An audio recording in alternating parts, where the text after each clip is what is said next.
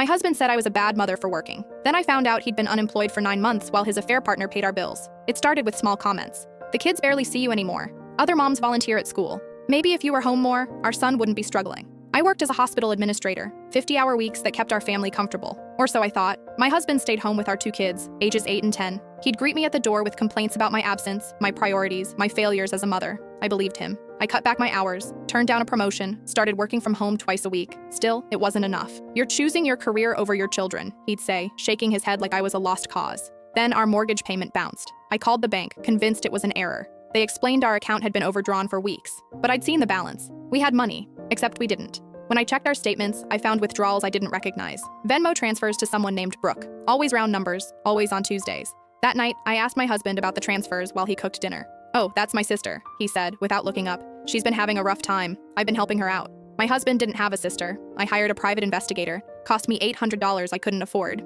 2 weeks later, she handed me a folder that made my stomach drop. My husband had been fired from his job last February. Not laid off. Fired for falsifying expense reports. He'd been collecting unemployment for 1 month before it ran out. For the past 8 months, a woman named Brooke had been covering our bills. Mortgage, utilities, car payments, groceries, everything. The investigators' photos showed them together. Coffee shops, her apartment, our local park while our kids were at school. In one photo, he was wearing the watch I'd bought him for our anniversary. In another, they were looking at what appeared to be apartment listings. I sat in my car outside his girlfriend's building at 2 p.m. on a Tuesday. That's when I saw him leave. Not rushing, not sneaking. Casual, like he lived there, because apparently, he practically did. According to the investigator, he spent entire days there while the kids were at school, then came home just before they did, playing house with her, then coming home to lecture me about being a bad mother. I didn't confront him.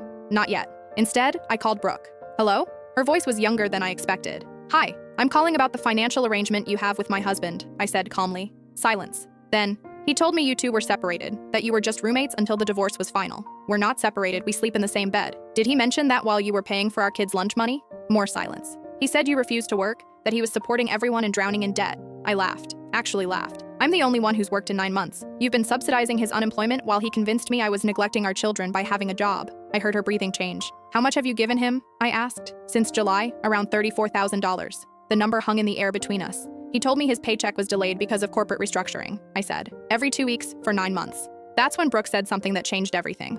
I'm not the only one. I couldn't fit what happens next in this short video. Watch the rest down below.